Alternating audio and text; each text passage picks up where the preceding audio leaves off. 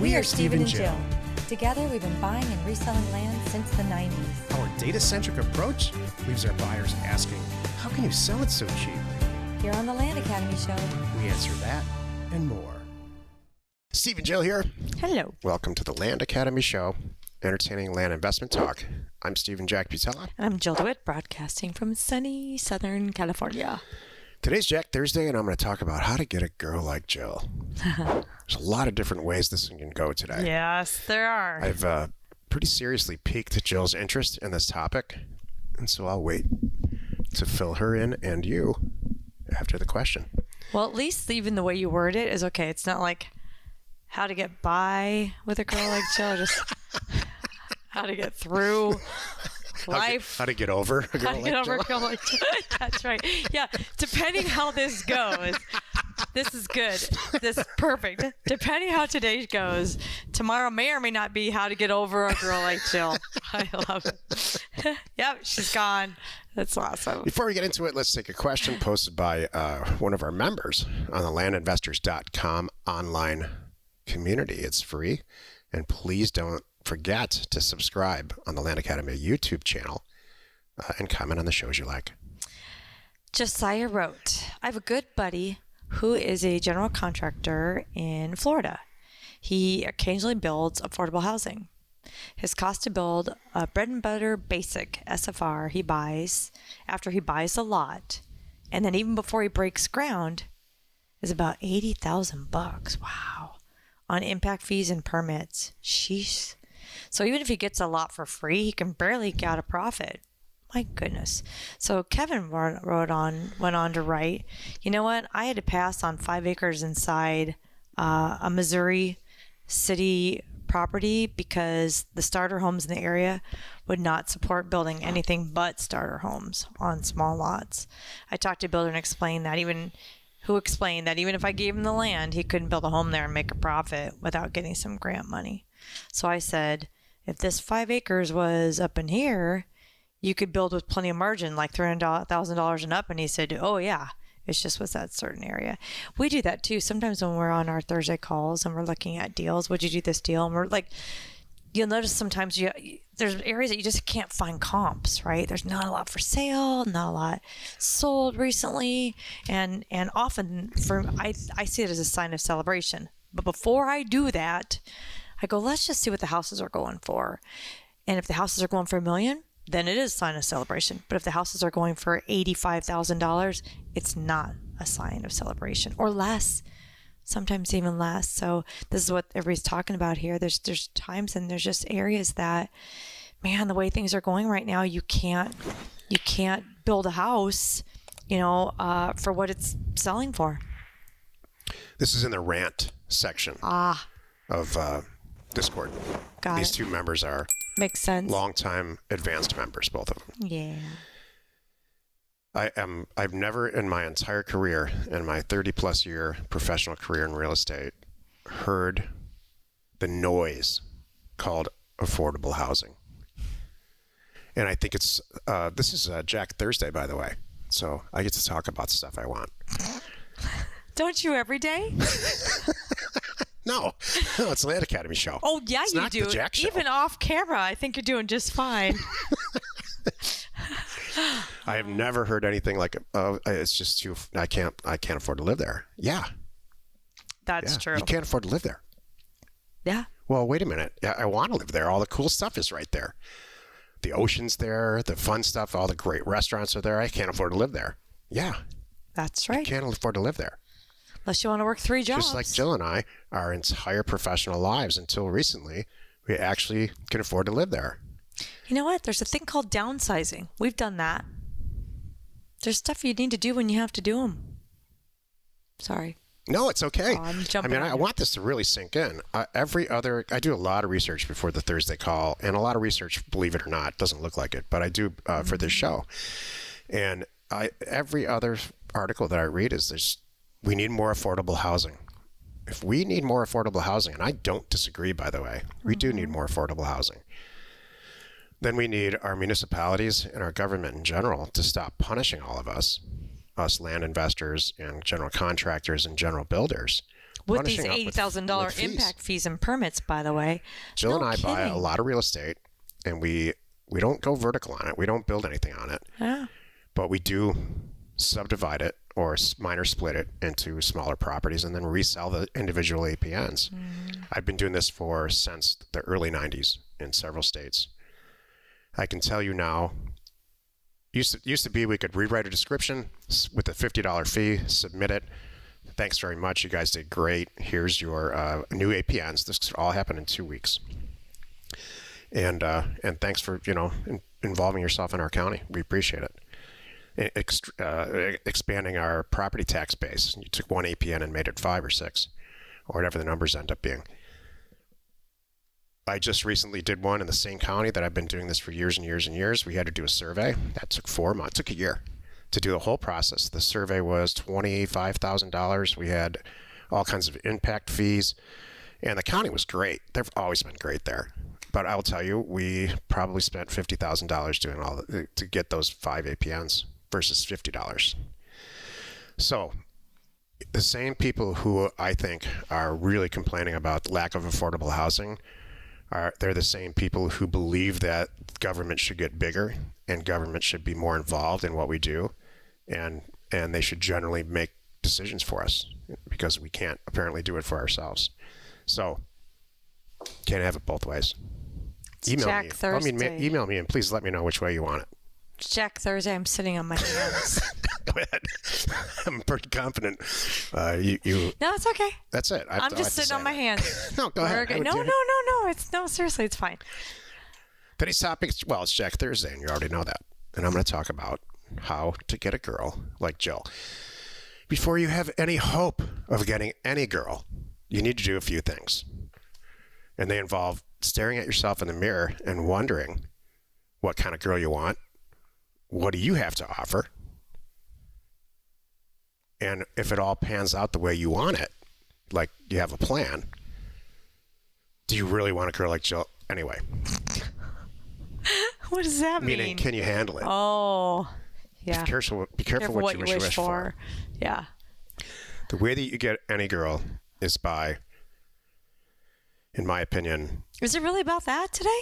Yeah. Oh, I thought it was going to be business related. Like what? Like the kind of partner I am. Well, I'll get to all that later. That was all. For Jill and I, look, I didn't do some special right now, everybody, if they haven't already, they have turned this off. No, I think they turned it off because of the rant. Oh, affordable housing rant. And then the whole political thing you got on. I didn't get politics at all. No, just kidding. That's politics completely out of it. Okay, all right. You just have to decide if you want what you want. Right. So that's the same thing here. You got to decide what you want, and if you actually get it, can you handle it? Can you handle it? I can. Okay. I can. Jill and I had a social relationship first. I was off buying and selling land relatively not unsuccessfully. Stop it. You were successful. That's funny. Jill was off. She had her own stuff going on, and we socially got together, and it worked out. It very slowly but surely worked out, and I got Jill because she probably in the bitter end could live with most of the stuff that I had to offer. I'm not going to say anything. No, I want you to get in on this. No, it's good. No. And so, as a couple of years went by, we decided that, we were going to do this together. Well, back up. Wasn't it after you were paying attention to what I was doing in my job? Well, I'm not even getting to the professional part yet. Oh, this sorry. is my point. Oh, is it still personal? Sorry. Yeah, after probably 2 years, we started to realize that we wanted the same things. It wasn't just a regular social relationship, and that we did, or at least I did, really wanted to do it with her, not separately. Thanks. Like I have done many times in the past, and I think most people do. It's just all separate. Everything's separate, and everybody gets back together at 6 p.m. every night. Right. And then they go at it again at 7 or 8 o'clock in the next morning, and for that amount of time, they just have a social relationship. Mm-hmm. That's never what I wanted, and I didn't really realize that until it was a couple of years in with Jill socially, and we're both very naturally saying, well, if we do this together over here, then maybe we will get ourselves out of an affordable housing situation. That's awesome. and, live where the grown-ups live. Right. Yes. I like that. And so I think that's a very natural way to get the partner that you want. It's not the peacock dance and the first 20 minutes of, hey, you look beautiful. Can I buy you a drink? That doesn't work on anybody. No. Anybody who's worth getting. No. It doesn't work, I think. No. My favorite is where the guys try to single out the hot girl. What do you mean? Like they pick on the hot girl. Pick on them. Oh, yeah. They girls in a circle. There's a couple things. Girls in a circle. Have you ever read all this stuff? No. Oh, yeah. Get them all in a circle, and you try to first. One of the taxes is get one away from the herd. Separate them from the herd. That's another one. The other one is too. You pick on the hot girl. Make her feel unattractive.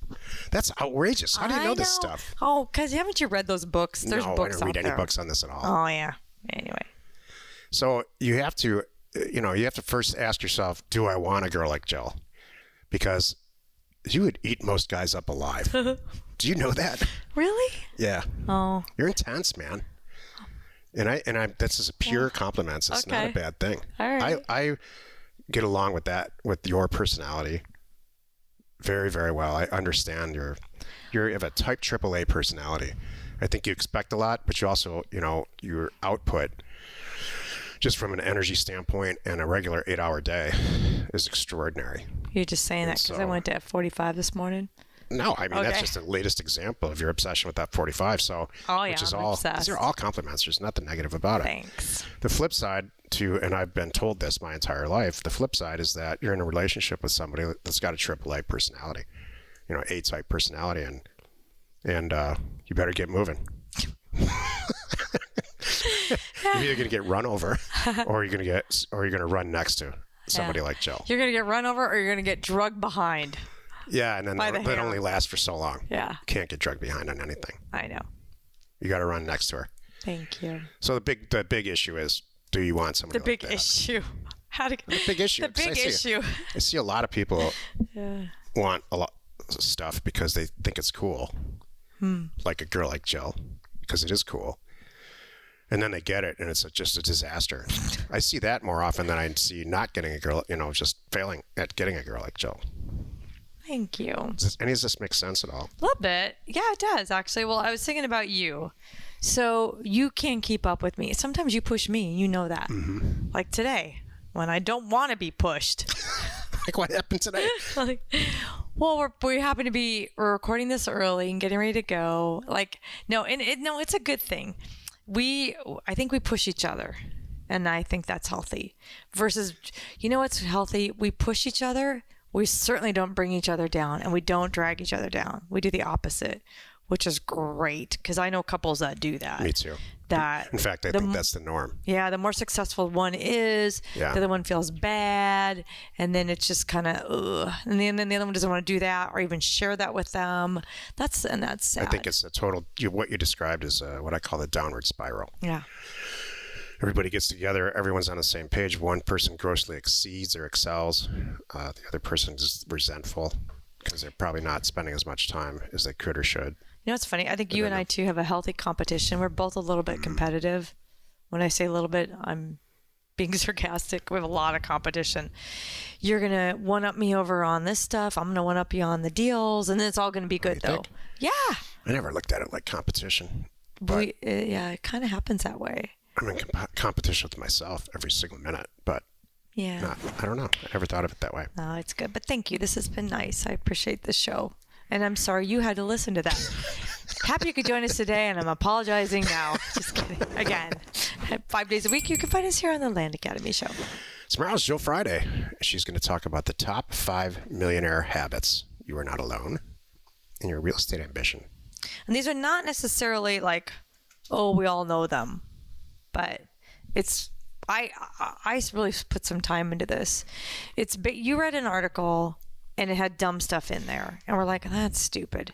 That was just how to just get yourself out of debt habits for some of them. I just think that a lot of those articles are, like a lot of these articles with affordable housing, They just want you to click on it and read it. It doesn't matter how actually stupid it is. They got you to read it because it had a catchy little title, and it's chock full of stupidness. And that's hopefully not what this show is. No, so I really put some thought in. I'm like, what do I do? Jill is a multimillionaire, and she's going to tell you why. Thanks. That's really what this show is about tomorrow. Well, yeah, and I really put some thought into what makes me and us and the people that I know in Land Academy a little bit different. And there I put 5 things together that you're going to go, oh, if I adopt these things, stand a pretty good chance of doing it too. Notice the show is not called How to Get a Guy Like Jack. No, it's not. I'll get back to you on that one. Thank you for tuning in. By the way, did you know if you are not a Land Academy member, it's all this Discord talk. Do you know you could see Discord? Yep. It's live and available for you to peek at it. You can't get at it, but you can peek at it. If you want to see what conversations are going on and the kind of deals and things that we're working on, check it out. Go to landinvestors.com, and on the top is a window into Discord. We are Jack and Jill. Information and inspiration to buy undervalued property. Can you hear me? Yay! Yep, we got you. Yay! Finally worked. Okay. Yay! Yeah, How are you? Good. I have exciting news. So now I am full-time on land. Yes. Last Friday. Woohoo! Woohoo! Yay! So this is a business meeting for you today. It is. It was funny. I was joining, and Carl was like, "Oh, your business meeting," and so so we've been calling these Thursday calls. So I don't have to hide under my desk or pretend I'm doing something else to listen in. Yeah, that's how I was feeling before. I mean, I work from home, right. Whichever way, but still, it was like I felt like I was being torn between my corporate life and my new land business. So now I can focus fully on land, and our one mailer just hit, and so now I've been answering calls, which I've been dreading. But it's been working out. I think there's a little bit of a learning curve that I've been going through, but we hope you find our content valuable, and we appreciate your support. If you have not already, please check out our channel and hit the subscribe button. And your comments and suggestions help us to create the content you're here for. Hitting the like button helps to support our channel's algorithm and gauge your interest for future shows.